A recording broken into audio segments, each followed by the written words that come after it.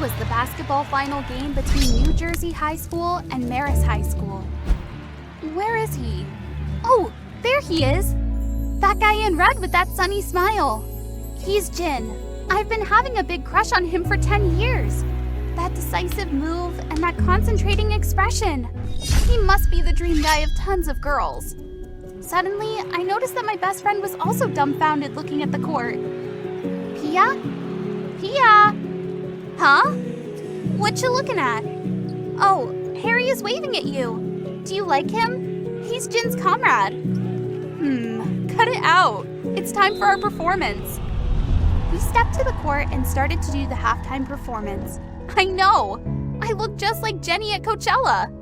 Jin would definitely be captivated by my beauty. What was that? OMG, Caitlin, I'm so sorry. Jeez, because of that stage accident, I had become a clown to everyone. I wished it didn't give Jin a bad impression. Booyah, audience of My Diary Animated. I'm Caitlin. I've been into Jin for 10 years now. And now, it's even greater when my best friend Pia likes Jin's best friend Harry. It would be freaking cool if we had a double date.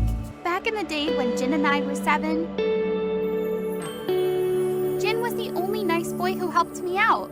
That day, when I was at school, I accidentally sat on a bunch of chocolate bars on the bench and everyone was laughing at me. Do you guys smell something? Do you guys smell anything? Ew. Oh my sweet lord, I was embarrassed, trying to find a place to hide. Then suddenly, a hand put a shirt on to cover me. Don't worry, I'll cover up for you. Since that moment, I couldn't get rid of my thoughts and feelings about that boy. Gradually, we grew up and went to high school together. I had shown my feelings to him many times, but I had no idea if he felt the same. Sometimes he gave me this romantic look, and sometimes he just kept distance from me and ignored me. This time, I just want to come clean with him. As being my only high school friend, Pia knew how much I'd been into Jin. You're falling in too deep. And because she had feelings for Harry, who was Jin's teammate, we together made a plan to approach our crushes. That day, our school held an outdoor camping. The students would make a group of 2 and help with setting up the camp. Pia was one of the organizers, so I asked her to arrange the names in the box. Did you check the draw box yet? Of course. You will be with Jin and I'll be with Harry, just like you wanted. Oh God, I'm so excited! I can't wait to see the result. Yes, I'll definitely be in the same team as Jin. Pia was slowly walking on stage in the pink dress and I was so over the moon to hear her say, Team 3, we will put 2 people in one group. And the order is, Oliver and Time will be in charge of water, Hannah and Pete will help with unpacking, Caitlin and... Come on, finish the line, Pia! And Harry will find woods for the fire. Jin and I will set up the camp. What? How is that possible? Obviously, we had a great plan for this. After teaming up, I ran to Pia to ask her what happened. She seemed to be surprised by the result too. It seemed that the coach rearranged the list. I didn't want this to happen. Oh no, because of this unexpected incident, we had to swap to the wrong group. So Harry and I would go into the woods, and Jin and Pia stayed to set up the camp. I guess this is gonna be very awkward. And just as I expected, Harry looked quite introverted and mysterious. His eyes looked so sad. He must be disappointed to have to work with someone like me. I was disappointed too. But now I'm not only disappointed, but I also feel heavy. Ouch. Suddenly a hand reached for my backpack and put it on his shoulder. Hey, you don't need to carry it for me. It's too heavy for you. Can you not see it? But what about yours? What about me? I can carry you too. Jesus, what was he saying? If Pia saw this, she would misunderstand everything. So I tried to get my backpack back. Give it back to me. I don't need your help. Hey, be careful. Ah! Oh no! I lost my balance and slipped, then fell to the ground. The fall caused me so much pain that I couldn't get up on my own. Right then, a snake slithered toward me. Still, I couldn't get up because my ankle was broken. Ah! Help! Shoo! Shoo! Go away, snake! Phew! Lucky me. I almost got bit by that snake. Harry suddenly grabbed my shoulder. You okay? Are you hurt? I'm fine. I think I broke my ankle. Harry didn't let me finish. He unzipped my bag to find the first aid kit. God, there was full of useless items in it. Why are you laughing? You brought a fire extinguisher instead of a bandage? What if there was a fire? He made fun of me. He must think I'm an idiot. Right then, Harry tore part of his shirt and wrapped it around my injury. Ouch! What are you doing? Harry gave me a piggyback carry. My leg hurt so bad. There was no way to make him stop. I was really confused because he was warmer than I thought. He made me laugh all the way back to the camp. I realized that we shared quite a lot of things in common. I wasn't scared of darkness when I was with him. Then the light in the distance came, and I realized my best friend's voice. Caitlin? Harry? Where are you? Oh no! If she saw us like this, her heart would be broken. So I struggled and tried to push Harry away. Ouch! We both fell to the ground and they had to help us up. Caitlin, are you all right? What I did had caused Harry a minor injury, and I felt really guilty about that. After being brought back to the camp, I started to wonder why Pia didn't ask me about Harry, while I was really curious about her and Jin. So I slowly walked to Jin's camp. I saw Pia and Jin talking about fixing the camp. They looked so excited, and it made me irritated even though I knew there was nothing between them. I waited until they passed by, then pretended to trip and fall into Jin's arms. Hold up! On his collar was some kind of lipstick mark with a familiar color. Did he have a girlfriend? Right then, Harry came and carried me back to camp in front of Jin and Pia's surprised faces. He looked aggressive with both of them. What's wrong? If your leg hurts, then sit still. Why did he want to cause misunderstandings? A few nights later, when I got home, I still couldn't stop thinking about what Harry did. He was romantic and considerate, and his loving eyes were like the way V looked at Jenny. Damn, I should have thought of Jin. Perhaps... No, he is my bestie's crush. I definitely can't do that. That will hurt Pia. After that day, Harry tried to talk to me more in class. When I had trouble with assignments in class, especially physics exercises, he was always there to help. We had to make a pasta bridge, and coincidentally, I was paired with Harry in class. Yes, we were in the same group. God, I tried to avoid him, but fate kept putting us in embarrassment. Ugh, why won't this bridge work? Let me help you. It worked! See, I can do it without your help. Harry immediately burst out laughing. God, again I looked so stupid in front of him. While I was finding a hole to jump in, Harry suddenly went looking for a broom and cleaned up my pathetic bridge. It's okay. I'll practice more at home. But Harry still worked to rebuild that bridge on his own. Well, it had always been like that. He did more than he talked. In the blink of an eye, his bridge was finished. How could it stand this 3-pound iron ball? If you don't believe it, then try it. Oh my gosh, it really worked. I was embarrassed when Harry stopped me and looked me in the eyes. I have something. It's late. I have to go home now. I ran out as fast as I could because it was too embarrassing. I told myself never to let something like that happen again. A few weeks later, I decided to invite Group 3 from the camp to go see a movie. But in fact, I only invited 3 of them to have a double date. But guess who is standing in front of my face right now? This movie is about to start. Why hasn't anyone come yet? Oh my gosh, none of them were answering the phone. Suddenly, a message went to my phone. Neither of them could come here. One got stomach aches and one had family problems. So angry, I was about to return home when a hand pulled me into the cinema. Hurry up! It's late for the movie.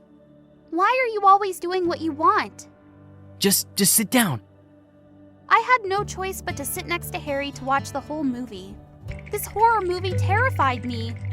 During the movie, Harry held my hand tightly to help me overcome my fear. Fortunately, it was quite dark in there, so no one saw my face turning red like a ripe tomato. Perhaps I was really into Harry. Suddenly, Harry squeezed my hand. I like you, Caitlin. No, that's impossible. I pushed him out and ran away. Harry chased after me while I ran in tears. Ouch! Just now, I bumped into Jin. He was holding hands with another girl. You... What's the problem? This is my girlfriend. Harry ran over and hugged me tightly and covered my ears with his hands. He immediately scolded Jin. She's not your girlfriend either, because he plays with girls' hearts and feelings. And I need to show you this. Harry showed me pictures of Jin with different girls, and one of them was my bestie Pia. I thought Pia really liked Jim and was fooled around, so I felt pity for her. I decided to find her. Pia, open the door! Open the door! What's going on? I knew what happened between you and Jin. I need to show you this. Hearing that, she immediately pushed her hand away from me, and now I knew the true face of my best friend. I don't care if you knew. Yes, it was true. Just don't stick your nose into ours. It turns out the boy that Pia always loved was Jin, not Harry. Even when we picked teams at the camp, it was also arranged by her. She told me she even had time to flirt with Jin when I was lost in the woods. My trust was betrayed, and she would surely pay for everything she did. This is unbelievable! How could you? If I had to choose between you and Jin, I would definitely choose the boy I loved. Our friendship is not even that important to me. I was shocked by her cruel words. She had shown me how my kindness was reciprocated, and she must pay the price. I was going to tell you something important, but, well, I guess I'm done caring about a terrible and mean person like you. Good luck with your stupid love. After that day, I blocked Jin and Pia. From now on, I could confidently pursue the one I truly loved. Harry and I deserved a redundancy. Sometime later, Harry told me that Jin had been kicked out of the basketball team because his terrible personality had negatively affected the team's practice progress. Then I also received an email from an anonymous sender. It was none other than Pia. She apologized for her past mistakes. Jin had dumped her not long after the incident. Of course I would never forgive and let such people back into my life. And you? If it were you, would you do the same as me? Huh?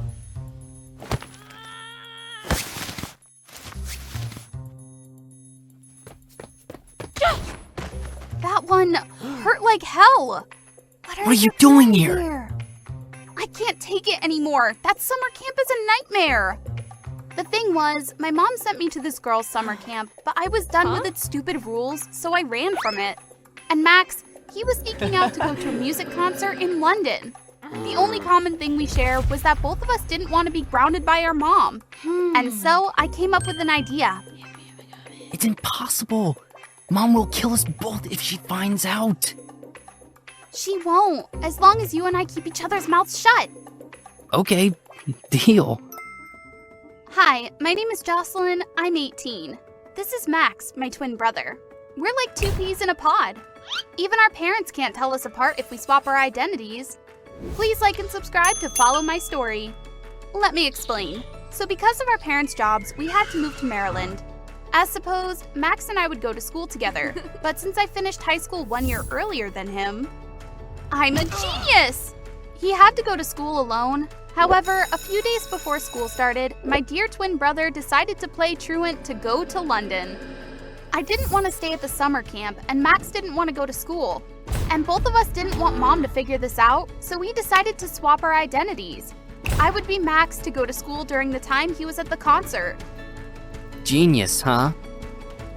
Just like that, I wore this wig and put on this outfit and went to school under Max's name. Take a deep breath, Jocelyn. Act like a guy. You can do it. Move! Move over! Really? Right on my first day? Before I could see his face or say thanks to him, I slipped. Yo, what's that, man? This is not a place for romance. This is even more embarrassing than the fall itself. The guy also noticed this. Oh God, are you hurt? Eyes on the road, kid. How obnoxious he was. I'd better stay away from him.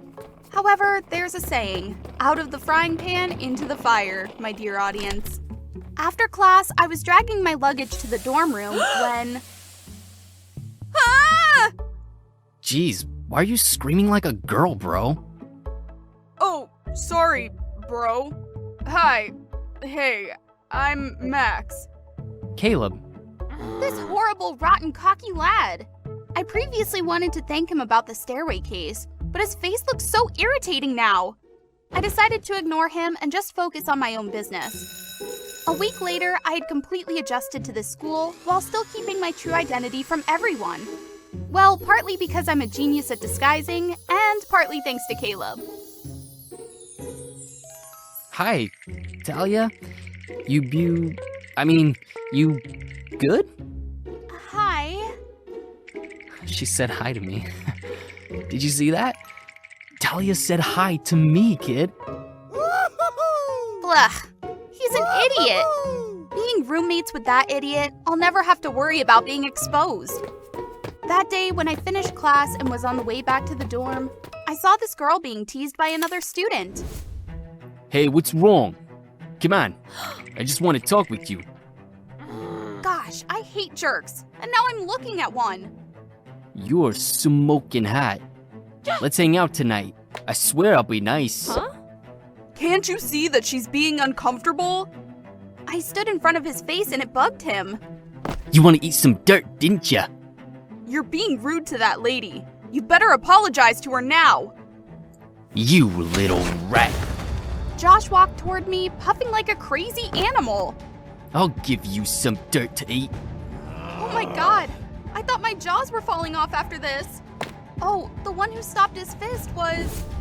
Get out of my sight before I demolish you. The big guy got scared and quickly turned back to his seat.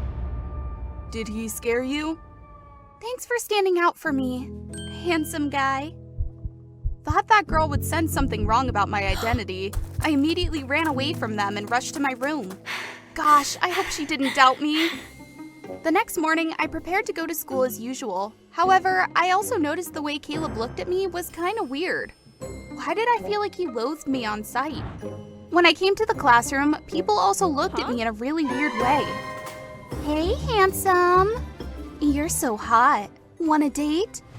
Everybody looked at me, whispering, and there were flashlights resounded. The feeling of being stared at by tons of people made me nauseous. Did they know that I'm a girl disguised as a boy already? I felt excruciating pain, and then everything went black. When I was able to open my eyes, I found myself in the school infirmary room, and Caleb was sitting in the chair next to the bed. What happened? Caleb looked at me.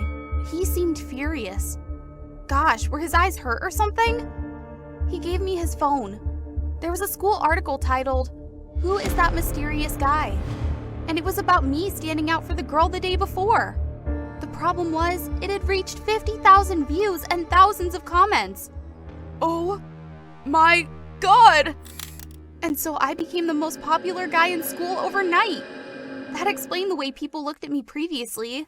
When I scrolled down a bit more, I found out that Talia, the girl that I helped, was the writer. At the end of the article, she wrote she would be very happy if she and I could have a date. Caleb was so unhappy to read the article. Are you and Talia a couple? What? No, we're not a couple. Really? Really, she's not even my type. Really? Weird. Okay. You guys aren't dating? Good. Then set me up with her. What? Realizing it was a call from my mom, I was so startled that I almost dropped my phone. Hey, darling. I can't wait to see you and Max at the fundraiser day next week. In the name of the organizers, I don't want to be humiliated. Yeah, I got it, Mom. Yeah. Huh? I'll put on that dress. How could I forget the fundraiser day and my mom was one of the organizers? One more problem was that how could both I and Max be present while my brother had been absent to go to the concert? And yet, not to mention, Caleb begged me to invite Talia to the fundraiser so that he could get to know his crush. And Talia wanted to invite me. Oh dear, what a great big hassle. I almost tore my hair out and it took half a day to find a way. Put it together, Jocelyn. You can do it. That's my girl. Soon came the fundraiser day. I had to put on the dress that my mom prepared and makeup to go to the park. OMG, Talia was there, and so was Caleb. I had to avoid them. After talking to my mom at the bakery and helping her with the cake thing, I was about to go change my clothes, then found out that my bag was gone. I freaked out, running around to find it, but there were like tons of people there, and I didn't know how to find my stuff among them. At that moment, I bumped into somebody. It was Josh, the guy that tried to assault Talia. He was having my bag. Ever since the day I stopped him at the campus, he had always been hating me. Did he know that I was disguised as a boy? I reached out to grab my bag, but he grabbed my wrist faster. And before I could do anything, he dragged me to a corner. I knew something was wrong about you. So this is what you truly are? I don't know what you're talking about. What? You think I can't recognize you when you pretend to be a girl? Are these even real stuff, or just two oranges in your chest? It turned out he thought I was pretending to be a girl. Well, fortunately, he hadn't found out the truth. Unfortunately, he was trying to bully me. There were a lot of people. I'm screaming. Scream as much as you want, so that everyone knows what you are, Max. Josh rushed over to expose me. At that moment, all I could do was cry and try to back off. Right then, a figure from nowhere came and pushed him. It was Caleb. He struggled with the bully and finally defeated him. You should cut the crap, or I will do it for you. Oh, Caleb? Is he protecting me?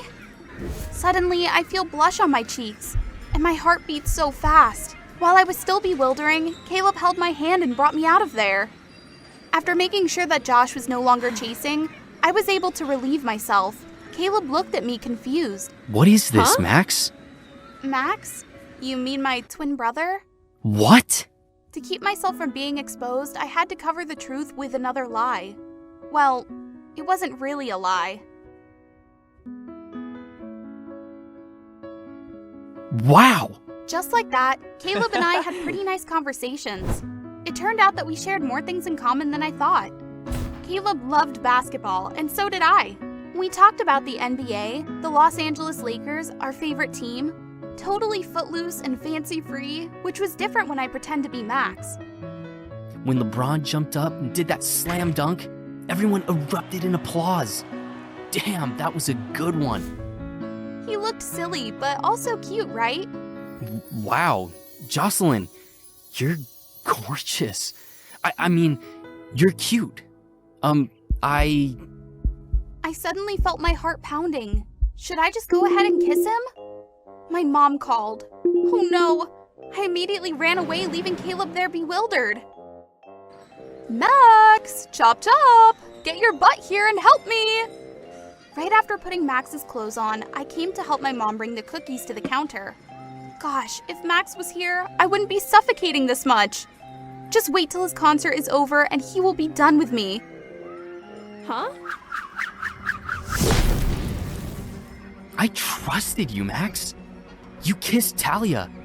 You said you two aren't dating, and yet you kissed her. What are you talking about? I didn't kiss her. I didn't even see her. Just admit it. I saw everything, Max. First of all, that punch was taking my jaws off. Secondly, I didn't kiss Talia. Period. I was doing errands for my mom all the time, remember? Caleb didn't believe me anyway. He left in anger. I had no choice but to chase after him. Because I was disguised as a boy, I had to drag Max somewhere secret to talk to him. Aren't you at the concert right now? Oh, well... It turned out that after the concert ended, Max got a message from Mom, so he quickly came back to Maryland. On the way here, he texted me, but perhaps I was having trouble with Josh by that time, so I didn't reply to him.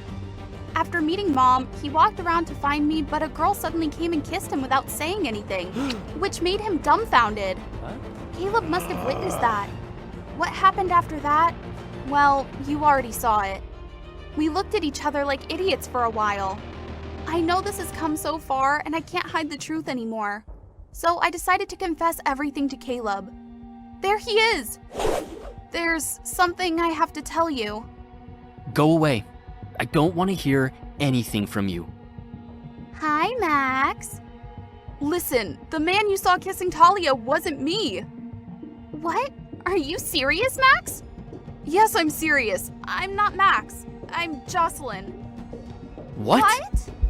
My heart pounded like it was going to explode. I can't lie anymore.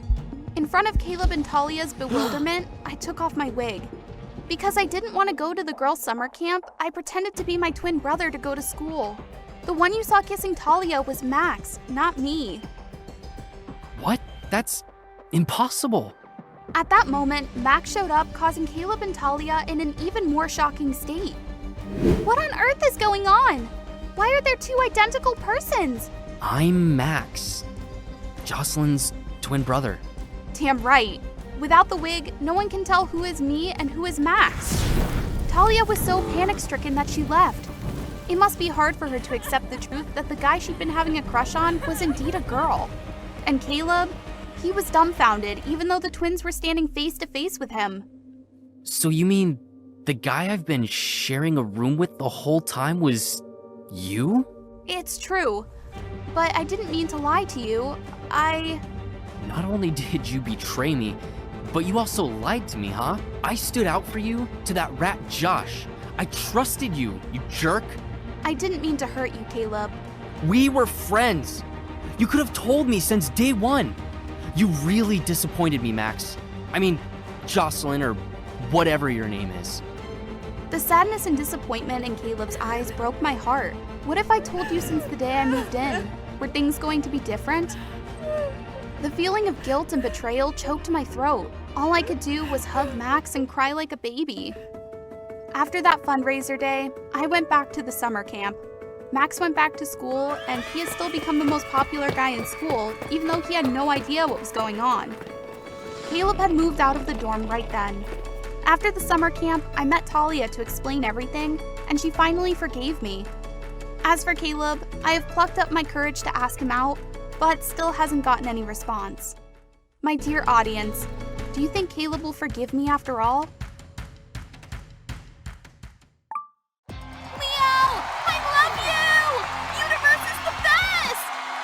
Quick, hop on my back! Universe! Universe! Universe!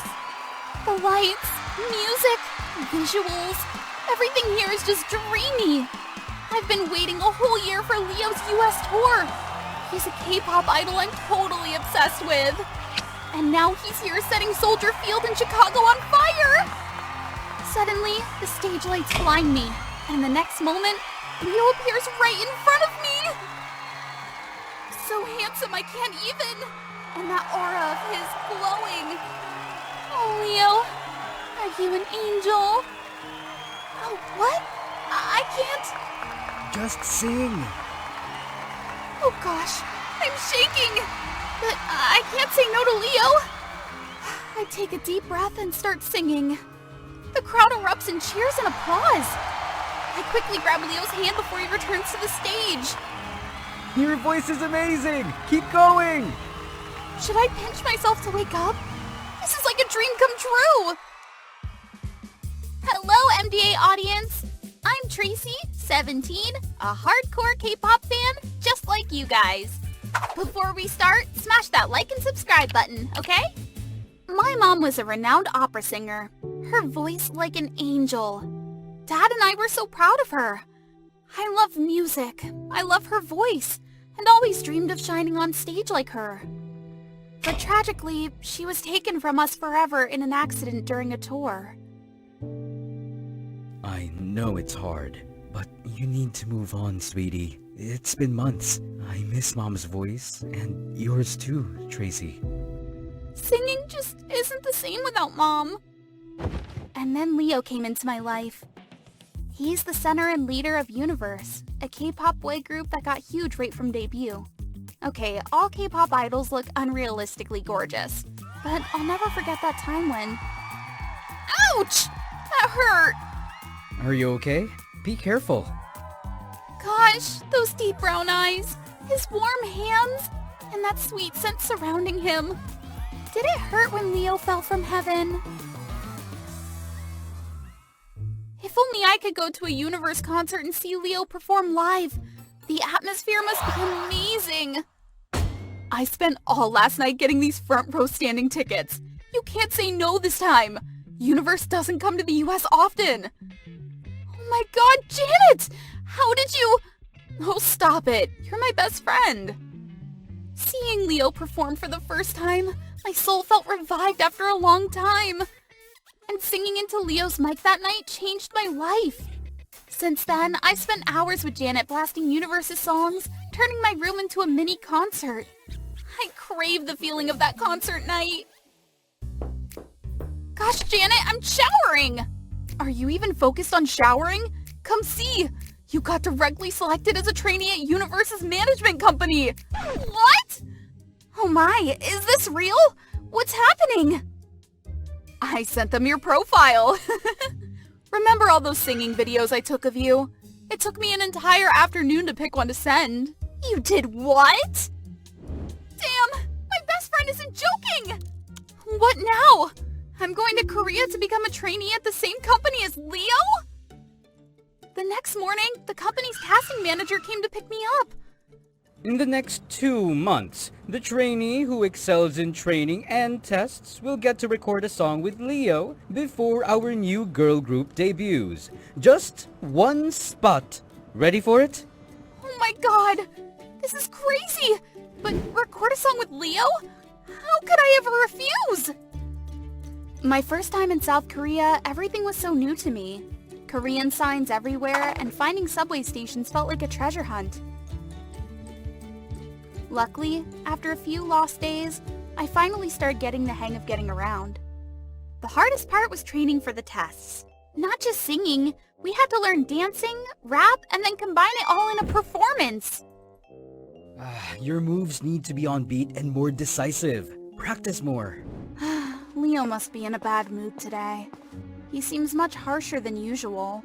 Hey, new trainee, don't you know any manners? Why didn't you bow to me when you arrived? Oh, I'm really sorry. I'm American, so I'm not quite used to the greetings here yet. No excuses. If you want to last here, better learn the basics. That's Sarah, Leo's personal manager. Famous among fans for being tough and formidable. Yep, nothing's easy. I need some spicy rice cakes to lift my spirits. Wow, looks so delicious! Just like in those mukbang videos. Ugh, too eager. Yikes, so hot! Oh no, I'm so sorry, I didn't mean to. Stop it! You're making it worse! That voice. Leo? No! You've got the wrong person! Weird. Could I be mistaken? I'm a hardcore fan. Even his build resembles Leo's. The only odd thing is that he's not accompanied by a manager or bodyguard. Just as the guy who looks like Leo turned away, a group of schoolgirls swarm him. 당신은 이러입니까? 레오, 사랑해요. 레오, 정말 잘생겼어. Whatever. Whether he's Leo or not, I have to help him. I stuff a scarf into my shirt to make my belly look bigger and then... Honey, what's all this chaos about? Hey, we are foreigners. This is my husband. We were just enjoying spicy rice cakes together. Tteokbokki. The girls look confused, but my pregnant belly probably made my made-up story more believable. Excuse me. Thank you. I'm Leo. Sorry for being rude earlier. It's okay. I'm sorry for ruining your nice white shirt. We're even. Wanna try some spicy rice cakes? They're great for mood boosting.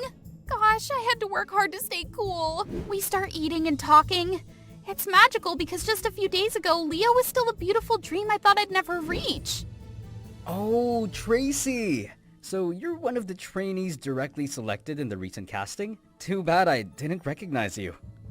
It's okay, Leo. I get it. You meet thousands of fans daily and just judge dozens of trainees. Remembering someone like me isn't easy. No, not really. I remember handing you the mic in the Chicago concert and being blown away by your voice. Oh, I'm not that amazing. You're the real deal. Standing confidently on a huge stage in front of thousands of fans and performing so well? Yeah, it is amazing. Just that at the end of the day, when I leave the stage and finish a long day's work, loneliness and suffocation come creeping in. It's been a long time since I've felt like I could talk to someone like this. It's like an invisible connection formed between us. Leo started showing up more at the trainees' practice room. I often caught him watching me train intently. He even kindly corrected my moves in front of everyone. How could I not be moved? That drove Sarah crazy. Understandable. Everyone knew she had a thing for Leo for a long time. You better be careful. One foolish move from you could affect Leo's career. But who cares about her? Only one final test left. I'm sure to debut and likely to be chosen to record a song with Leo. I never imagined Sarah's threat would become a reality so soon. What the heck? My phone's flooded with nasty messages. There's this post online titled, "Famous Universe Member Has a Girlfriend?" with photos of me and Leo at the spicy rice cake place. And that moment he handed me the mic at the concert. They spun a story of a secret romance between a fan and an idol. Just a trainee, not focusing on debut, but busy dating. Pathetic. I'll never support her. Choosing to date someone famous to boost her own popularity? Right when Leo's star is rising? Such a cunning girl. The hateful comments about me were endless. Oh no, what's happening? I tried to contact Leo, but his phone was locked. Shockingly, he didn't show up for my final assessment either. Don't bother. You wouldn't have debuted anyway. I wouldn't be surprised if you admit to orchestrating this whole thing. Whatever, you can't deny it. I warned you from the moment you didn't bow to me. I was boiling with rage, but first I needed to put her aside. During my test, everything started going south. I couldn't hear the music. Someone had tampered with the speakers, making the sound too soft and distorted. The music's too soft. I can't catch the beat. I think it's a way to test a trainee's exceptional ability. Just dance. Damn it! It was her doing! There was no other way. After a few steps, chaos ensued. Forgetting the moves, not hearing the music properly, my feet tangled, and I fell flat in the middle of the performance. Oh no, this isn't good. Pack your things, Tracy. Disappointing. After the scandal you caused with Leo, this test should have been better. We're canceling your debut. I locked myself in my dorm room that night. Maybe I'd been dreaming too big.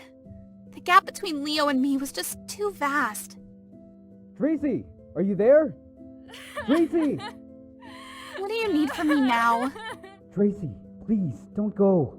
I'm sorry for disappearing these past days. I know how confused and terrible you must have felt. I understand. It's okay, Leo. It's better this way. Better than affecting your reputation. No, it's unfair to you. It was all Sarah. She hired someone to secretly take those photos and spread rumors. Even influenced my parents to lock me up at home for days.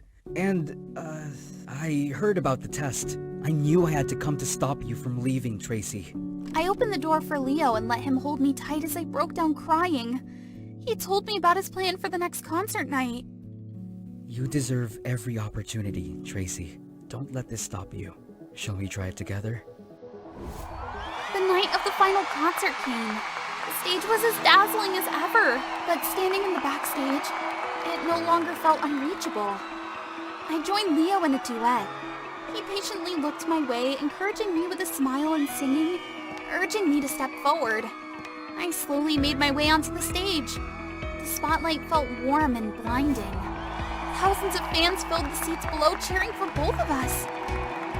Suddenly, the stage beneath me started moving. Oh no! It was Sarah! She hadn't given up on ruining me! Tracy! The fall hurt, but we couldn't end the performance like this. I wouldn't let that wicked Sarah have the last laugh. Holding the mic tight, I continued singing in the silence. Applause and cheers erupted from the audience. Leo and I locked eyes. In that moment, I felt the universe revolved around us. Leo was still the one I loved, but no longer a distant dream. We were ready to chase our dreams together. Ugh, what the hell? Stop this nonsense show right now! Turn off your mic, quick! After the concert, mixed opinions about my supposed romance with Leo still floated around on social media, but I didn't care anymore. Another entertainment company noticed my performance with Leo, and yeah, I'm pretty busy preparing for my upcoming debut. Really? So busy that I have to book an appointment for a date with you? You're so annoying. Of course, I'm a rising K-pop idol now. Anyone still into you is so last season. All right, I'm just kidding. Your forever fan is right here. I just want you to know, I've loved you from the first moment I saw you. And then they kissed under the golden sunset by the sea. Oh, it's over already? What a pity. Their love story is beautiful, but sadly, it only exists in books. I've read nearly all of Florian's novels. I wonder what he's like. Probably as sweet and gentle as his characters. Valentine's is coming up. Darling, get ready for tonight's party. There will be some dashing gentlemen there. I'm not interested, Mom. Hello, I'm Vanessa from France, living in a castle like a princess. But my love story isn't as serene as theirs. My mom is a beautiful politician, and even at nearly 40, she still turns heads. Vanessa, come here, darling. I want you to meet someone. He's Antoine, a rich and gorgeous guy, but a bit over the top. Son of the city mayor, so kind of famous. Mwah. You look stunning, especially in that dress. I know who picked it for you. None other than the elegant Madame Noailles. What a smooth talker. He really knows how to charm my mom. It would be wonderful if you became my son-in-law. Mom! One morning, I was wandering in the park, engrossed in the last chapter of Florian's romance novel. It's been a while since he published a new book. Maybe he stopped writing because he's not well known? Suddenly, I stepped on something soft protruding from the grass. What's that? Oh my god! The dog was staring at me. Easy now. Easy. Who's a good boy? Uh-oh. Words don't seem to work on him. I'm sorry. Don't bite me. When I saw a small bookstore at the end of the street, I knew it would save my life. Huh? Wait. Stop. I crashed into him and we both fell to the ground in pain. I've never felt so embarrassed. My mom would go crazy if she knew her refined daughter just ran for her life from a dog. Can you get off me, please? Sorry. I've never met him before. Is he new here? Makes sense. This bookstore is also new. No, don't open it. It might still be there. Looks like I have not one, but two uninvited guests. I said I'm sorry. Please get rid of it so I can leave. He shrugged, picked up my high heel, and before I could react, he threw it far away, and the dog chased after it, disappearing. I was stunned. Those Jimmy Choo heels were a gift from my mom for my 17th birthday. You did well running in those heels. If you hadn't bumped into me, who knows what could have happened to you? I couldn't argue because he was right. I mumbled a thank you and left. I hope I never run into him again. What a terrible day. So annoying. But the worst was yet to come. When I got home, I found my mom sitting with Antoine. Why was he here? Vanessa, honey, you should start dating instead of always burying your nose in those romance novels. Antoine is a good match for you. It would be wonderful if you two dated and got married. Mom, what are you saying? I've only talked to him once. We'll have plenty of opportunities to get closer. Just say yes. No way. I said I don't want to love because I don't believe in love. My mom's attitude was oddly persistent. Antoine is a good boy, dear. He comes here every day just to see you. I have to do something. Something to stop this. But I already have a boyfriend! What? I just blurted it out. SOS! He's a CEO of a company. Abroad. But it worked. Mom stopped pushing me and Antoine looked utterly frustrated. The only problem now is that they want to meet my boyfriend. I'm doomed. I never expected to put myself in such a tricky situation. Totally panicked. There was no way I'd actually have a real boyfriend. Aha! I'll just hire a guy to play my boyfriend. But the plan was a total disaster, as all the guys I considered hiring turned out to be weird. I'm just afraid I might fall for you. Who wouldn't like that beautiful face of yours? Ew, if things got out of control, they would ruin my whole plan. Ah! I was startled to see the dog from yesterday, but today it seemed kind of cute. Well, it did chew up my expensive shoes. Oh. Wait! Oh, it's you. Chased by the dog again today? Stop joking around. I came here today to discuss a $1 billion business deal. And I spilled everything to him, Louis, about my dilemma. All right. Now tell me, what's in it for me?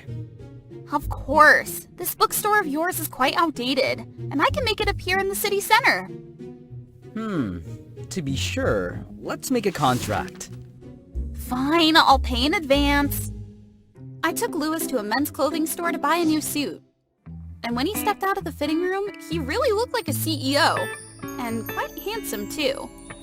That evening, I brought Louis to my house, and surprise, surprise, Antoine was there.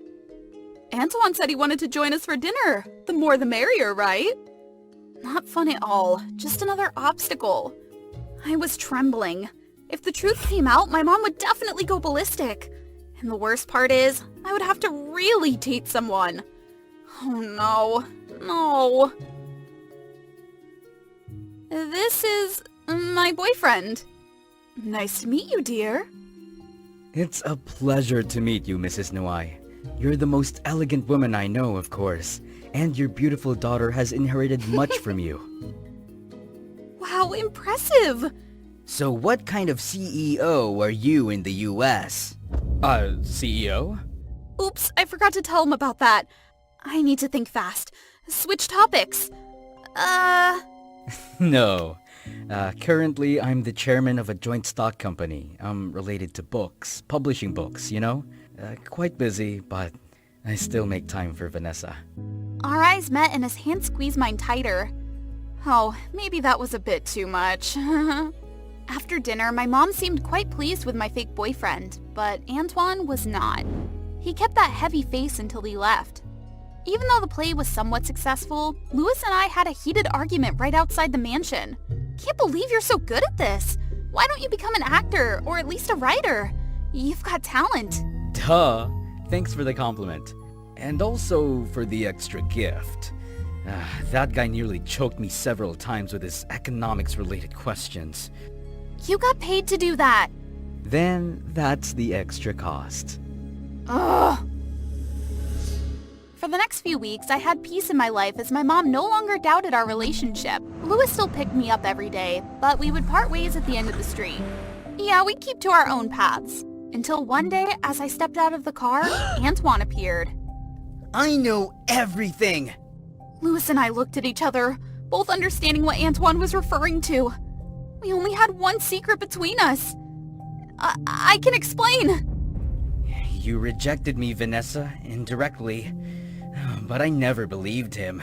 CEO of what? A publishing conglomerate? Lies! I'll give you the choice to end this lie yourself, or your mother will know the truth. And he stormed off. I felt terrible thinking that just by lying I could cover up the truth. I'm sorry, Louis. I dragged you into this mess. What a waste. Antoine's the mayor's son, and if he knows about me and my little bookstore, there's no way he'll let me do business here anymore. I have enough money to relocate your bookstore to another city or even another country. Money doesn't solve everything, miss. Antoine is a jerk, and your mother is selfish. Why would she force her daughter to love someone she doesn't care for? With all the pent-up frustration, and I couldn't take it anymore. What about you? A poor guy with a tiny bookstore. You think one day you could own a real publishing company? Is that your dream? Keep dreaming. I don't need you or this damn contract anymore. Louis stood there, too stunned to speak, as if he was hurt. But he hurt me too. We walked past each other as if we would never meet again. I returned home, chuckling upon seeing Antoine sitting with my mom. Louis was right. Antoine is indeed a jerk. Mom, before I talk to you, I want to say I never want to see Antoine again. There will be no love or wedding between you and me. Please leave. He stormed out furiously like a wild animal, but couldn't do anything else. I should have been firm from the start. After a long time since my parents' divorce, I finally sat down for a talk with Mom. I thought beautiful love doesn't exist in real life. Silly girl, I know you're affected by what your father did, but don't think love is foolish. Love will come when you meet the right person. Mom and I decided to go to the US for a long vacation. Life was good, but I always felt something was missing. Surprisingly, I could still buy Florian's books in the US, a newly released novel that I was eager to read. But the more I read, the more I realized the story mirrored mine. A foolish young lady who doesn't believe in love, trying to hire a guy to be her fake boyfriend to deceive her parents. But in the end, they genuinely fall in love. So silly. How could I have feelings for Louis? Oh, why am I even thinking about him? But why? Do you know the writer? The writer? Antoine brought all sorts of proof to show Louis was a fake boyfriend. Turns out he's a writer. I think his pen name is Florian or something. I don't remember much because he's not very famous. I hadn't misheard. Louis is Florian? So this story, he wrote it for me? As if a current ran through me, my mind was clearer than ever. Mom, I found my true love! We caught a late flight and returned to France that very day. As soon as I landed, I went to Louis's bookstore hoping to see him. The third time back here, each time filled with different emotions. But this time, I wasn't in a rush. That's silly, Louis. Suddenly, someone appeared and blocked my way. You're stubborn. A beautiful young lady, but so thoughtless. But you should know, if it's not me, you're not allowed to belong to anyone else. I panicked, not knowing what to do with Antoine, who seemed insane. You know what? I'm not scared of you. Stupid. You think... What? What? I turned around and saw the dog growling fiercely directly at Antoine. Get away! Stay away from me, you filthy thing! It was protecting me.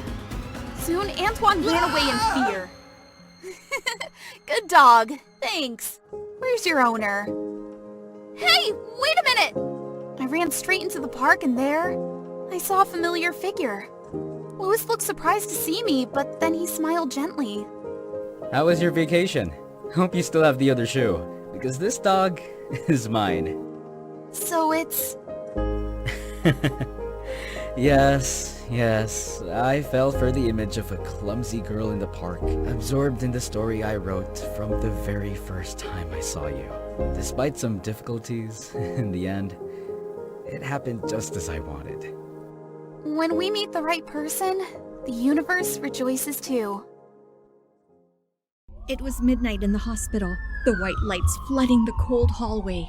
My heart raced as I ran after the stretcher, gripping my brother's hand tightly. "Stay with me, Oscar. Promise me. Don't leave me." Oscar just lay there motionless, his face pale and bruised from the accident. "You have to fight. You can't give up now. We still have so much to talk about."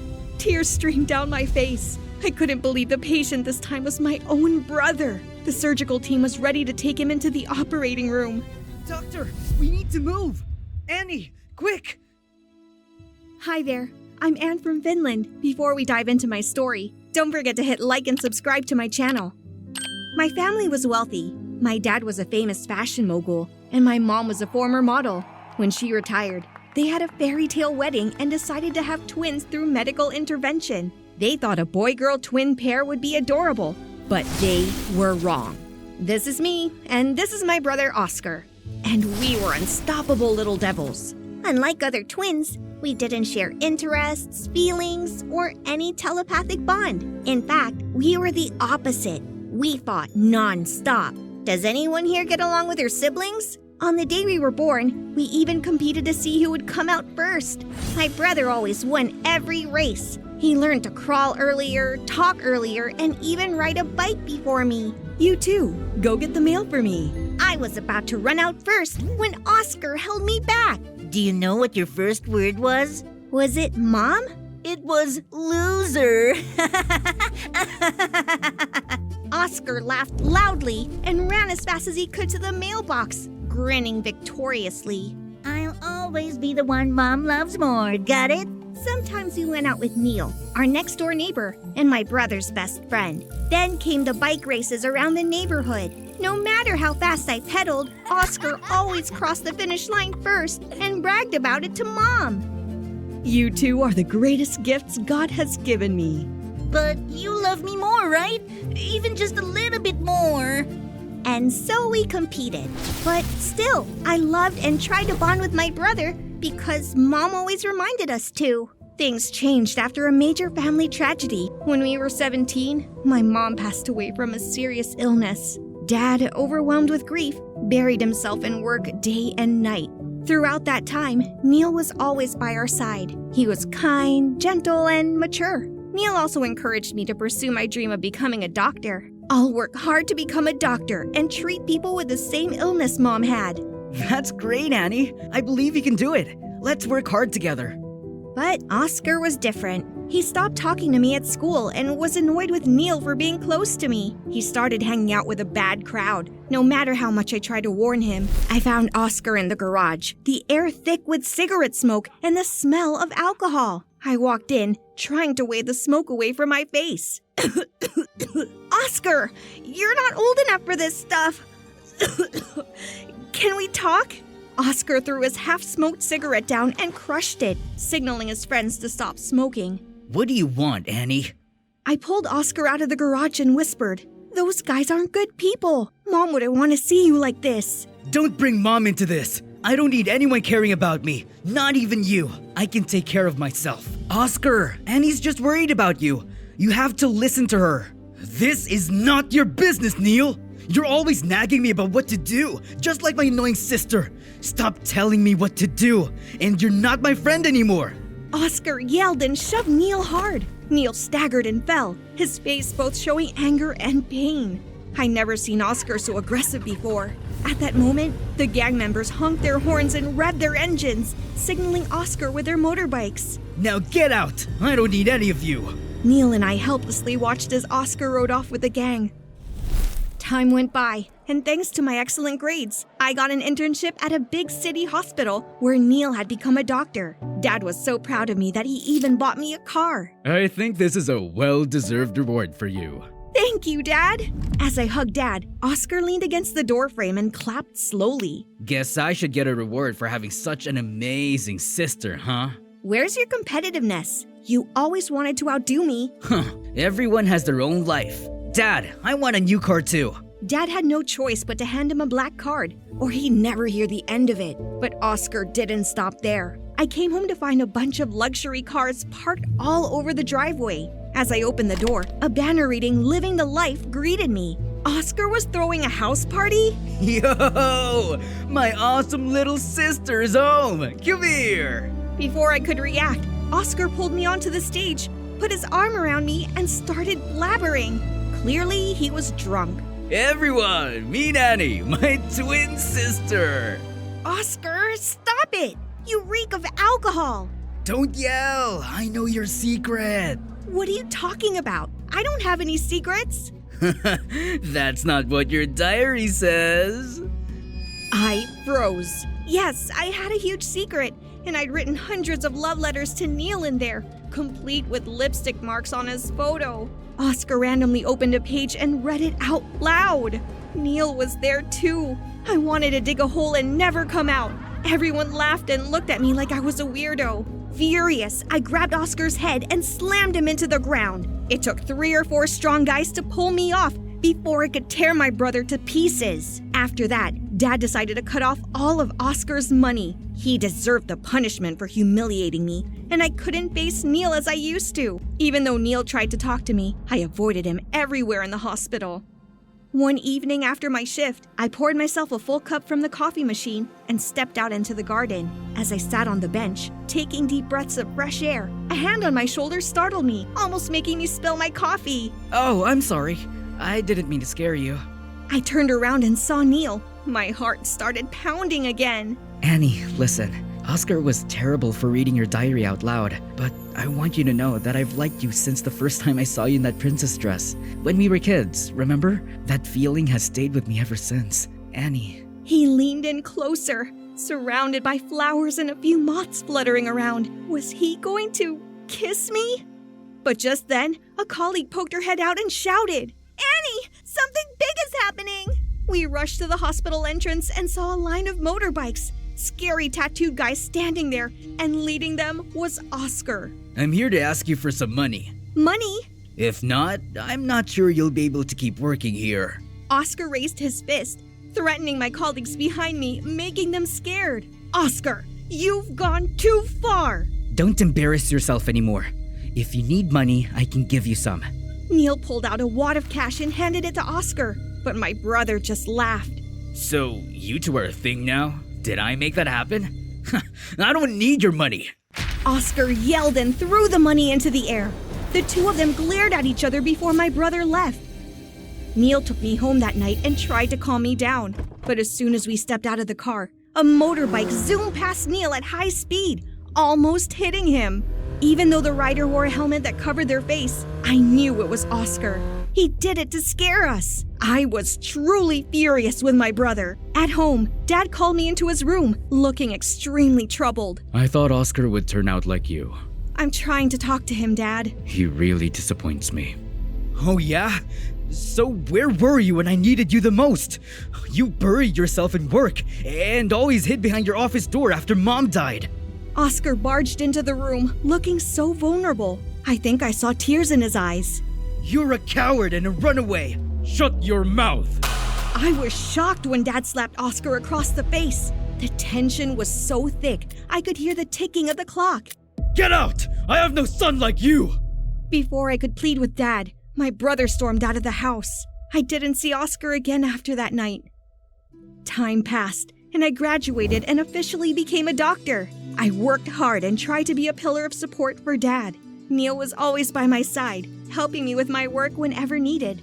Life was good, but I missed having Oscar around, even though he was a troublemaker. Not long after, Neil proposed, and I said yes. I wanted to invite Oscar to my wedding, but I couldn't get in touch with him. Annie, I know you miss him, and so do I. But that's the life he chose. I know, but I still think he has his own struggles he can't share with anyone. My career was advancing. I was respected by my colleagues and loved by my patients. We could earn a lot of money, and I missed Oscar. If he came back now, I would give him the money to do whatever he wanted. One night, I was waiting for Neil outside the operating room to bring him a cup of hot tea. He was finishing an 8-hour surgery, while I had an easy shift and finished early. My phone rang, and I answered it. Doctor, there's been an accident. We need emergency surgery. The patient is losing blood fast. Without thinking, I set the tea down on the waiting bench and ran immediately. The patient was lying on a stretcher, being rushed down the hallway toward the emergency room. What's the patient's condition? Accident on the racetrack. Semi-conscious, doctor. I'll call his family. When I saw his face, my heart dropped to my stomach. It was Oscar, his face full of cuts and bruises. Oscar, it's me, Annie. Can you hear me? Annie? Stay with me, Oscar. Promise me. Don't leave me. Annie, I miss Mom. I just want to see her again. Everything I did was to try to forget the pain. I felt a lump in my throat as I tried to hold back my tears. Oscar had been deeply affected by Mom's death, but he chose a different way to cope with it. I know, I miss her too. But now, you have to fight. We need you. I need you. He nodded weakly, tears streaming down his face. Even as he lay on the operating table, before the anesthesia took effect, Oscar was still emotional. I'm sorry, Annie. I'm sorry for everything. Shh, it's okay. We'll get through this. Fight, Oscar. We'll walk out of here together, just like the day we were born. I promise. I put on my surgical gloves, whispering a silent prayer. I was determined to save not just my brother's life, but also the relationship we once shared. The light above the operating room door turned off, and the door swung open. Neil, pacing anxiously outside, ran to me as soon as he saw me and hugged me tightly. It's okay, Annie. You did your best. No matter the outcome, you've done everything you could. I tried to save our old friend, and I did it! At that moment, my dad rushed over looking extremely worried. Annie, where's Oscar? Where's my son? Dad, I saved him! He promised to turn his life around. Marcus carefully followed the direction arrows I had posted on the floor. When he stopped right in front of the stage, the curtain slowly pulled back. Upbeat music started, and the flash mob group began to dance their hearts out. Now it was my turn. As the dancers moved to the sides, I stepped into the spotlight in the center of the stage. Marcus, I like you. Will you be my Valentine? I held my breath waiting for Marcus's response. And then he stepped forward and hugged me. I can't. Sorry, Lydia. All right, confessing and getting rejected. Who hasn't been there? Or not. Anyway, I wasn't going to let things end there. Hey guys, I'm Lydia from Michigan. Before I tell you what happened next, don't forget to like and subscribe. As you can see, I didn't look like the attractive and popular girls you usually saw on MDA. Thanks to puberty, my face was covered in acne, I had giant glasses, and my hair was a mess. I never dared to dream about having a boyfriend, until I realized I had a crush on Marcus, the handsome class president. He was sweeter than any candy in the world. But that was also the perfect reason for Natalie, the most popular girl in school, to make fun of me when she caught me sneaking into the bathroom to write in my diary. Guys, listen to this. Today, M smiled at me twice on the field. Every time he scored, he looked my way. Babe, this M isn't Marcus, is it? With all the pretty girls around, why would Marcus look at a lamppost like you? No, it's not him. Give me back my diary. Natalie held my diary over the toilet with a wicked smile. I hate that you think Marcus notices you. If he's interested in anyone, it's me. I told you it's not him. I don't like Marcus. Just stop it. Nope, I need to settle this uneasy feeling. Compete with me to win Marcus's heart. If I win, your diary gets displayed page by page in the schoolyard. If you win, I'll give it back and nothing will happen. Deal? Natalie and her friends took my diary and left. With no other choice, I confessed to Marcus. His response caused a sensation throughout the school. Natalie had to return my diary with a sour face, but no one knew the truth that Marcus had rejected me. Since that day, he stopped smiling at me like before. One evening, as I was scrolling through Facebook, a picture of Natalie in a cute bikini at the beach appeared on my feed. It wouldn't have been a big deal if I hadn't noticed Marcus liked that photo! I checked 100 times to make sure it was really him or not, but the truth couldn't be changed. No, I believed I still had a chance. I sneaked into my mom's room and borrowed some makeup items that I thought I could use. Well, let's try wearing makeup to school tomorrow. Let's see if these things can make me prettier like they say. As soon as I stepped into the classroom, the atmosphere became dead silent, and everyone stared at me with their mouths wide open. Not even a second later, loud laughter filled the room. Seriously, Lydia? You look like a dumb and useless version of Pennywise. It's horrible. Enough! Don't forget we have a test today. The teacher will be here soon. Marcus glared at me and then buried his head back in his notes. Embarrassment washed over me, making my face burn. After that, the teacher made me go to the bathroom to wipe off all the makeup. Nothing could be worse. After that day, I decided I had to seriously learn about makeup. I started spending a lot of time watching makeup tutorial videos, working extra hours, and saving up to buy makeup. Things were going fine until my school grades started dropping to C's and D's because I didn't have time to focus on my studies. Mom got really mad, confiscated all my makeup, and grounded me for a week. Okay, school should always come first. Don't follow me. It's just I can't give up the desire to become pretty. I secretly took back my makeup at night to practice and returned it before Mom woke up. Thanks to my hard work, my makeup skills improved significantly. Just then, Mom dropped a bombshell. I had to change schools and follow my family to another city because of Dad's job. That day, I used the excuse of a lecture to stay alone with Marcus after class and break the news. Marcus's face showed a hint of surprise before turning cold again. Anyway, I wanted to thank you, Marcus. Me? Why? You were the first person here who cared about me. Maybe you didn't notice, but you gave me a lot of strength. Thank you for everything.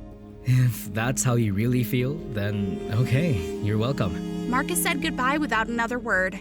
I felt like something was off, but we didn't speak again until the day I moved.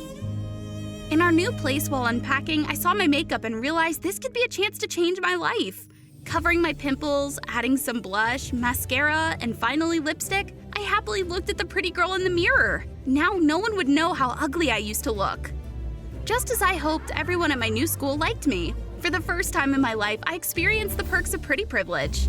Lydia, you look even more beautiful today than usual. Let me carry your bag. Don't fight me for this. My goddess, you don't need to do anything. Just sit there and I'll bring you the entire cafeteria menu. I even got invited to parties for the first time. There I met Elliot, a member of the school's basketball team. He approached me and pulled me into a romantic dance. Before long, we became a couple. This is a life I had never dared to dream of. Gradually, I couldn't live without my makeup. I put it on first thing in the morning, only removing it before bed, and I'd get furious if anyone tried to touch my makeup.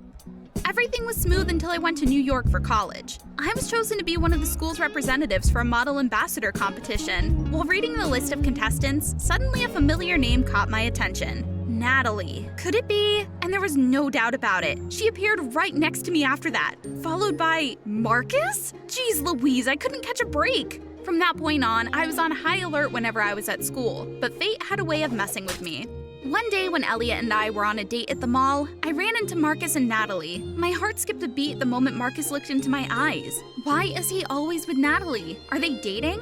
I pulled Elliot and hurried towards the nearby arcade. But it seemed Marcus noticed me and started following us.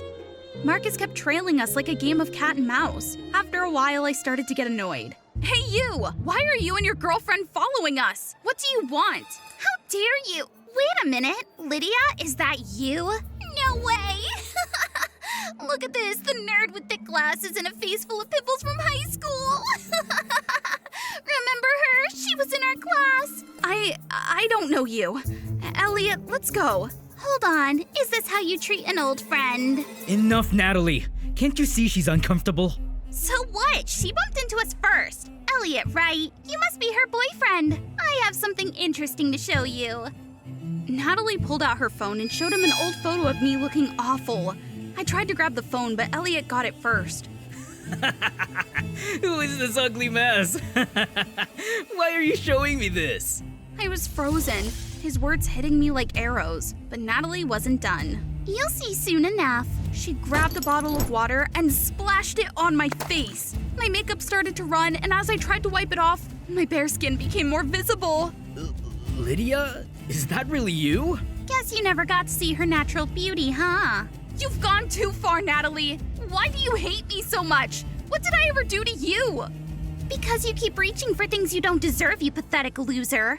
No amount of makeup will ever fix that ugly face. And you're any better? Lydia's talented and kind, unlike you. Natalie was speechless with rage. She threw the empty bottle at us and stormed off. Elliot stood there, indifferent to my humiliation. Elliot, you... Listen, Lydia, this is a lot to take in. I need time to think. We'll talk later. Then he left me collapsed and just kept walking. Are you okay, Lydia?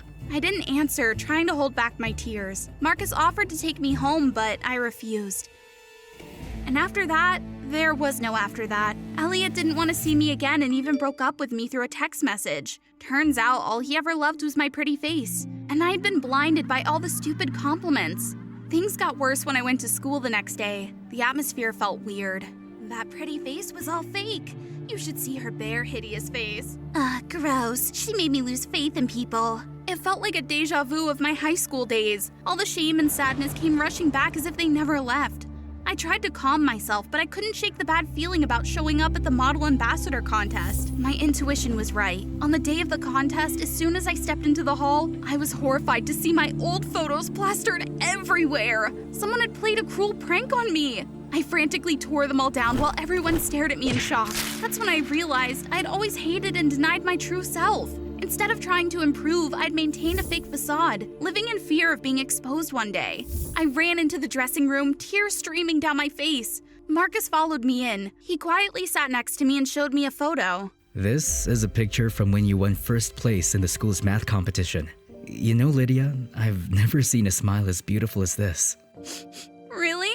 Mars and Earth would crash tomorrow if I'm lying. You can't be sure that won't happen. I'm sure, Lydia. You never needed makeup. When you were focused on solving a tough problem, playing happily with Mr. Dave's dog, or delighting in hot crispy fries, every single moment was beautiful. It's a shame I couldn't tell you this sooner. You're lying. Didn't you reject my confession because I was ugly? Didn't you confess to me just to get your diary back? You said that you don't like me. Turns out Marcus knew all about the deal between me and Natalie back then. He even hugged and held my hand after the confession so I could get my diary back and not be teased. Marcus, that confession was genuine. I really liked you. I was too embarrassed to admit it then. And besides, I thought you liked pretty girls like Natalie.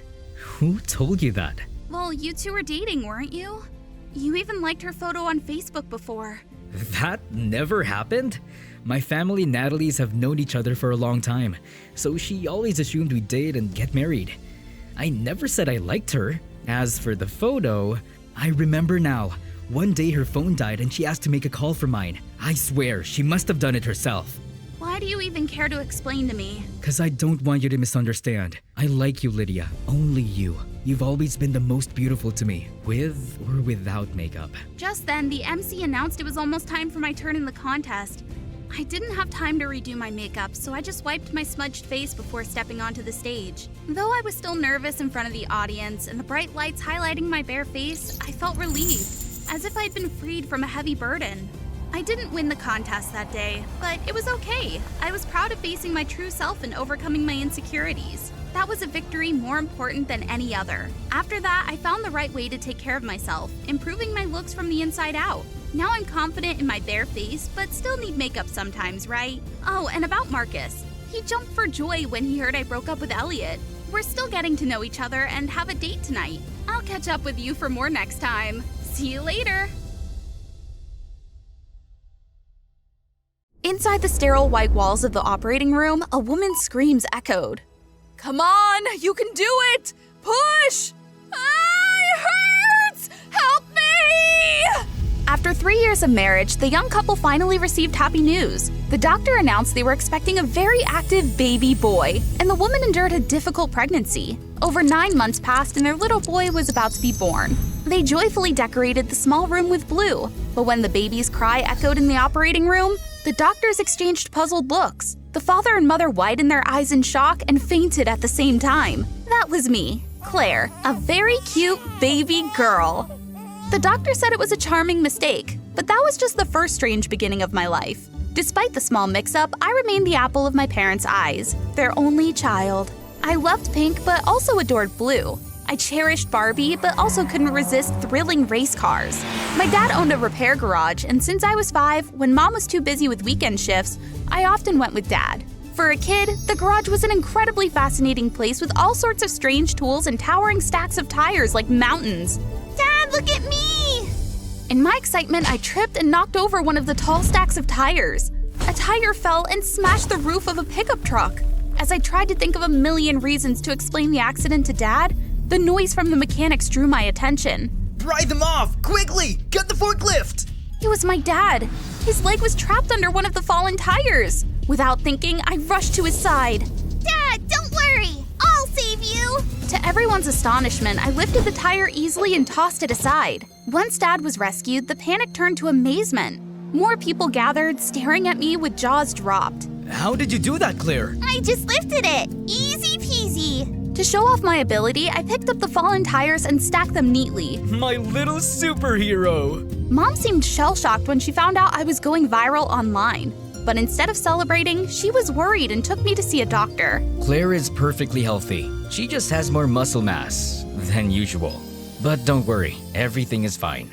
On our way back from the checkup, a man was waiting for us on the porch. As soon as he saw me, he rushed over and grabbed my shoulder, shaking me. Oh my gosh, you're Claire, the incredibly strong girl making waves online! I can see you becoming the youngest weightlifting champion at the Olympics! He introduced himself as a talent scout for young athletes. After proving his credibility to my parents, he asked if I wanted to freely showcase my strength, and I said, Yes, I'd love to! Training started almost immediately, but it wasn't a challenge for me. I won many weightlifting competitions, and soon my name began spreading beyond our small town. Stories of the super strength prodigy captured the public's imagination. Oh, so that kid pees like a normal person too. Look at this picture of her picking her nose. Adorable, right? But things took a turn for the worse on the day my family went for a picnic in the park. While my parents were setting up, I wandered off nearby. An old lady approached in a black pickup truck. She handed me a candy and I took it. Suddenly, she grabbed my hand and pulled me into the truck. Good girl, I'll take you to get more candy. But I knew what was really happening when I saw two burly masked men sitting in the back. Ew, my parents had warned me never to take things from strangers. This kid is worth a fortune. She's super famous right now. Their joy didn't last long. The car door creaked and I easily kicked it open, sending it flying far away while the bad guy screamed. Help me! They're bad people! I'm scared! Who's really scared here? I was successfully rescued. Yay! Even though I wasn't hurt, my parents took the situation very seriously. They insisted that for my safety and to give me a chance in a normal life, we had to move and change our identities.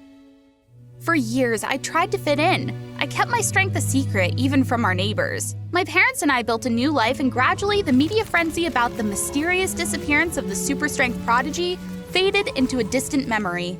By the time I entered high school, I became adept at hiding my strength. I attended classes, made lots of friends, and tried to enjoy a normal teenage life. One of my best friends was Sarah, a sweet bookworm. One afternoon, I saw Sarah in the hallway surrounded by the mean girls. They had her cornered against the locker while continuing to mock her. Look at her, always has her nose stuck in a book. So pathetic, I wonder if she has any friends. She does. I spoke up, stepping in front of Sarah. She has me! Leave her alone! What are you gonna do about it, Claire? I could easily lift the entire locker and throw it at them, but I didn't do that. I needed to control my strength. Stop playing hero. Who do you think you are? Just stop showing off. Bullying doesn't make you cool, it makes you look pathetic. For a moment, the mean girl seemed taken aback, then tried to regain her composure. Whatever, freak. Let's go, girls. Sarah and I became closer friends, and she often invited me over to her house after school. As we chatted happily, something caught my eye, a flash of light from the far end of the yard. For a brief moment, it reminded me of the flashbulbs aimed at me by reporters years ago. Before I could say anything, Jake appeared from behind a nearby bush holding a camera with a sheepish smile. Sorry, I couldn't resist capturing that moment. You looked so cute. Thank you. I felt my face heat up, partly from embarrassment and partly because he was so handsome. This is Jake, my brother.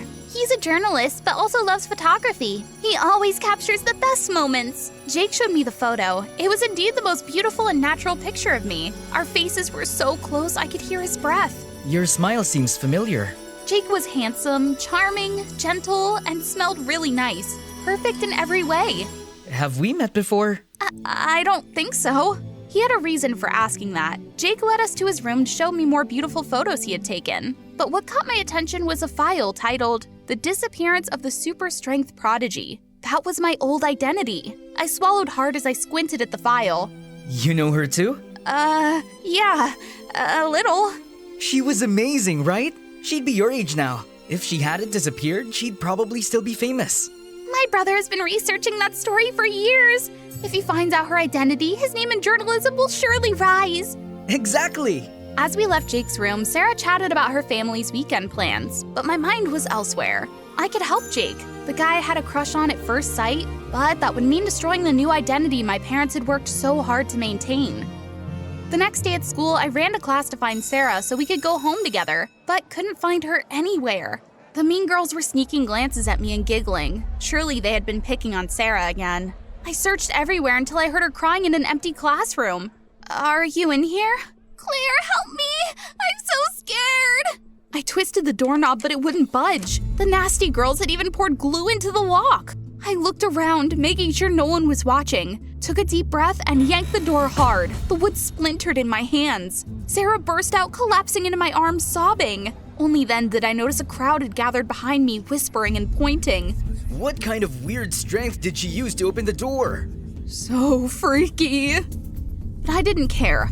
I marched straight to the mean girls who were trembling like leaves. Who did this awful thing to Sarah?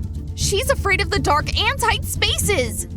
We don't know anything. It wasn't us. Then they started blaming each other, even scratching and hitting one another. Unbelievable! Anyway, after that day, some people at school began looking at me with suspicion and fear. Weeks passed and Sarah was super excited that her brother Jake had been invited to photograph the school prom. And I was too. The thought of seeing him again in my best dress made my heart race. The school gym was beautifully decorated with a sparkling stage. Sarah and I were chatting when Jake approached with his camera slung over his shoulder. He waved and I shyly waved back. Everything seemed perfect until the DJ set ended the party. Come on stage and dance, Claire! I shook my head, declining Sarah because I wanted some alone time with Jake. Everyone crowded onto the stage, dancing to the booming music, making the stage shake violently.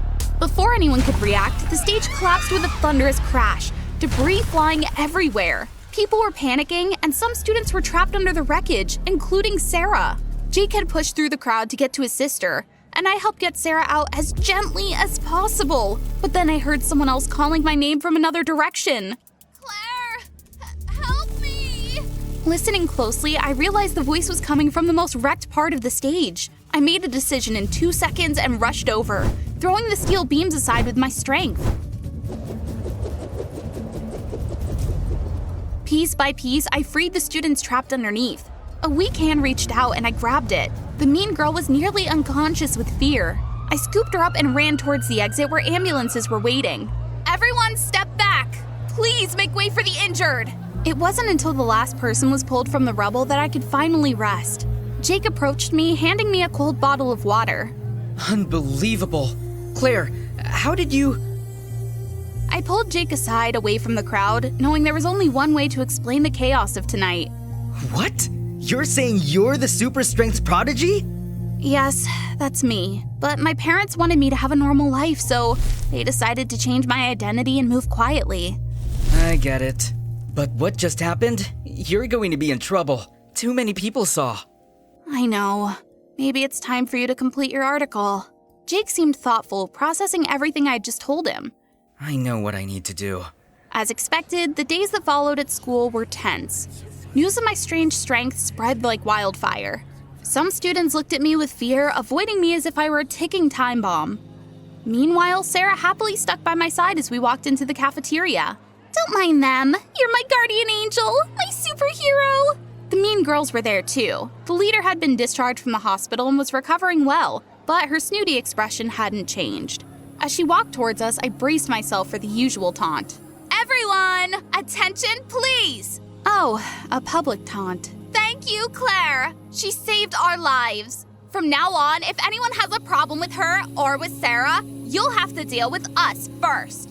But what if she loses control? What if she hurts someone? Idiot! Claire had every chance to hurt us that night, but she didn't.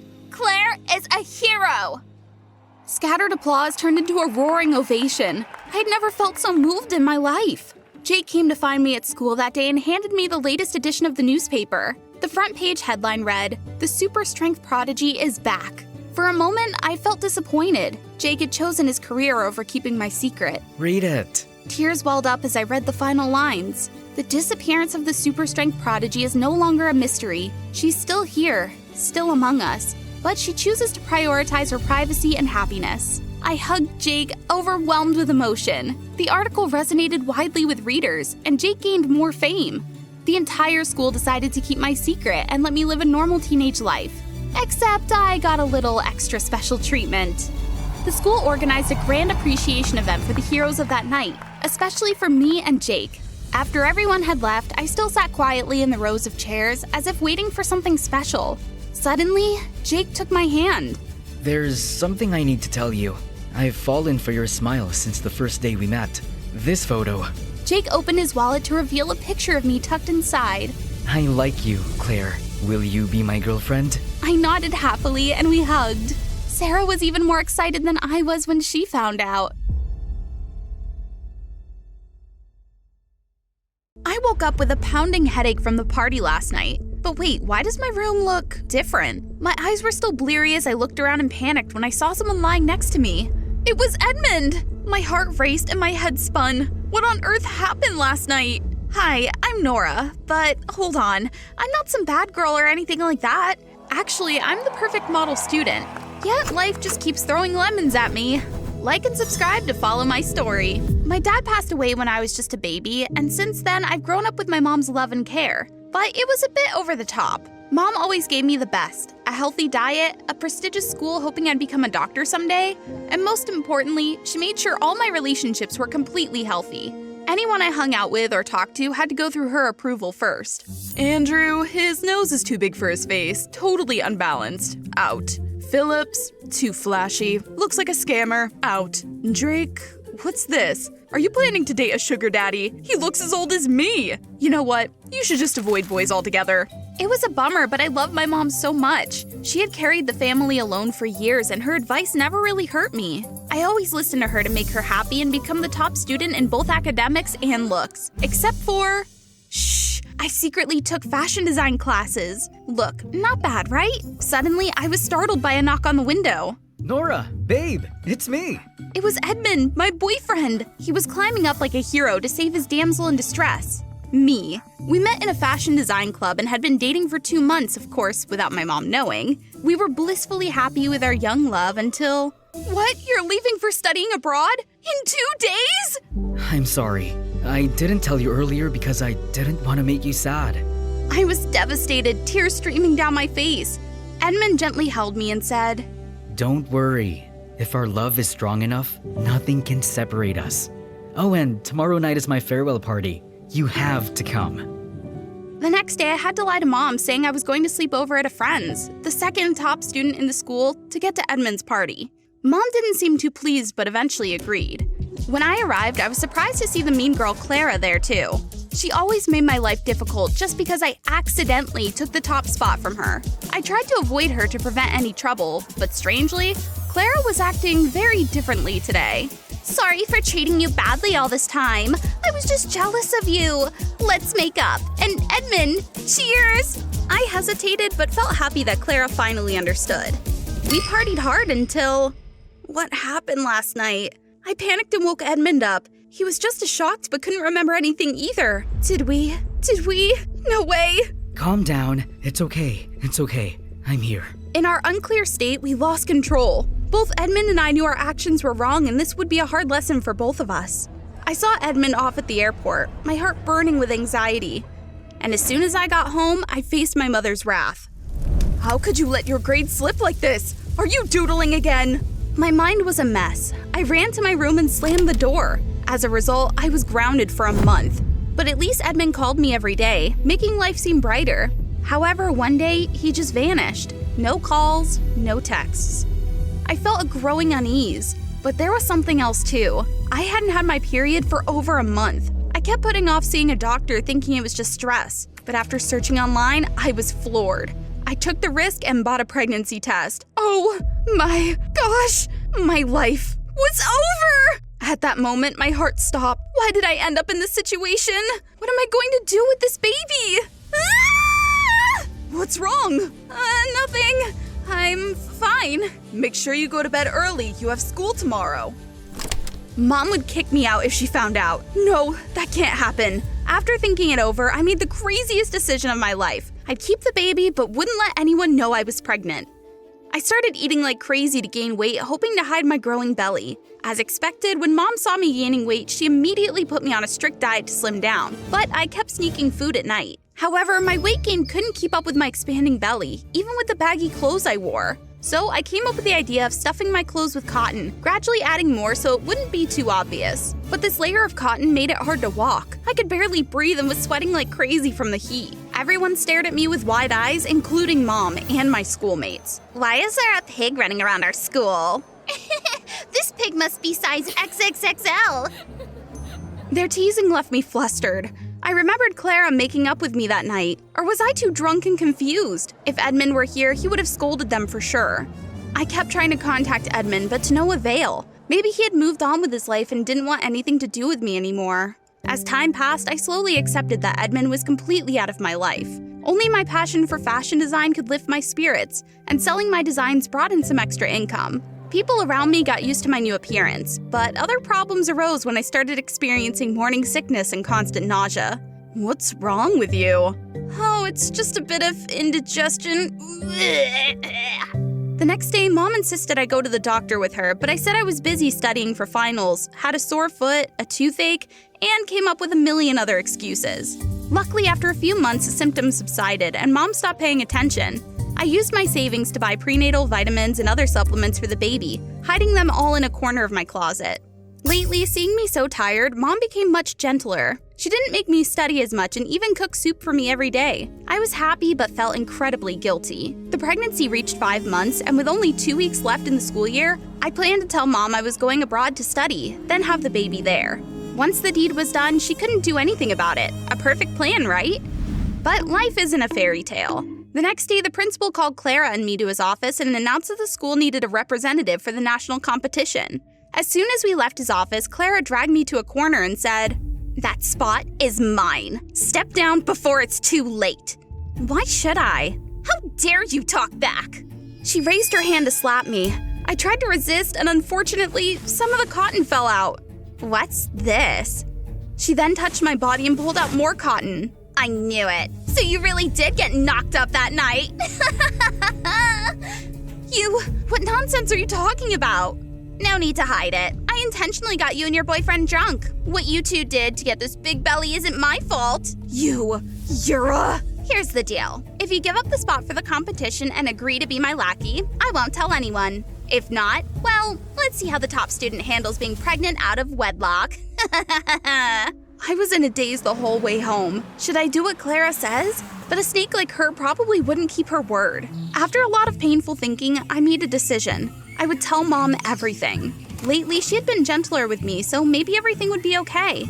But as soon as I got home, I saw Mom's face darken. She was holding the pregnancy test and standing next to a pile of prenatal vitamins.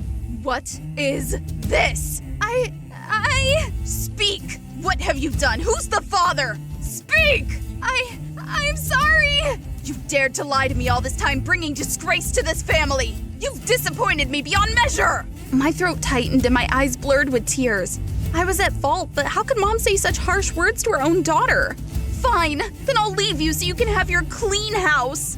I immediately packed my things and left home, leaving Mom in shock. I also dropped out of school and used my meager savings to rent a small room, working part-time to make ends meet. At least now I didn't have to hide my pregnancy from anyone, nor did I have to suffer with all that cotton. I honed my design skills and started a TikTok channel to showcase my work, and thankfully, it gained a lot of support. Being a pregnant teen was no easy task. I struggled with walking, headaches, back pain, belly aches from the baby kicking, and endless sleepless nights. In those moments, I thought of Mom. Did she suffer like this when she was pregnant with me? I missed her and the days we spent together, but her words still hurt deeply. One day I was reading when there was a knock on the door. Mom? How did you find me here?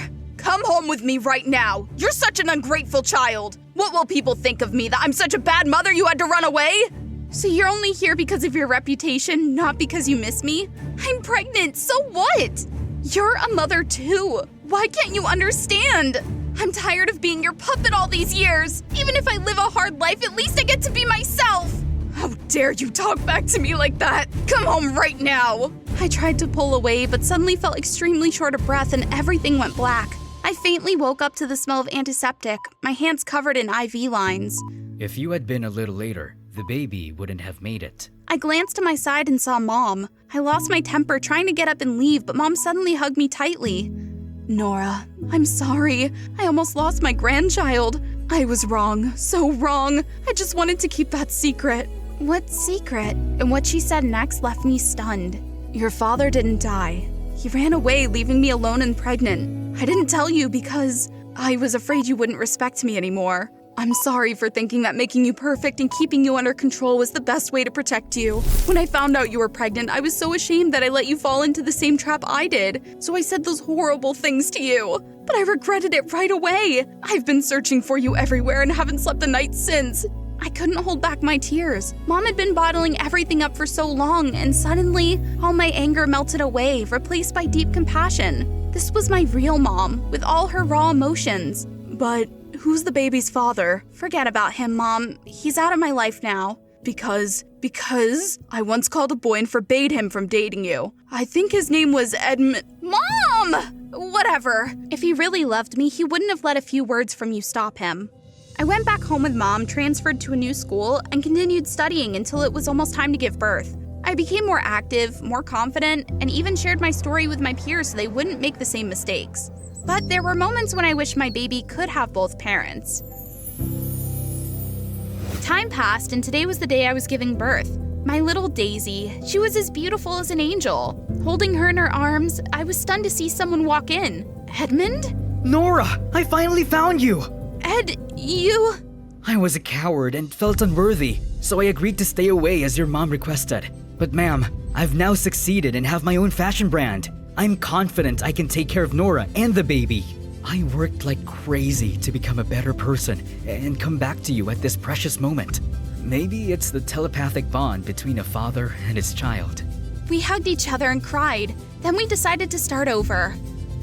Now I'm happier than ever. Since we're not of age yet, Edmund and I plan to get married after finishing school, and Mom supports us wholeheartedly. Together, we started a mother and baby fashion brand with the amazing friend and partner, who is none other than this auntie right here. I do regret not telling Mom about my pregnancy sooner, but only because I should have done it earlier.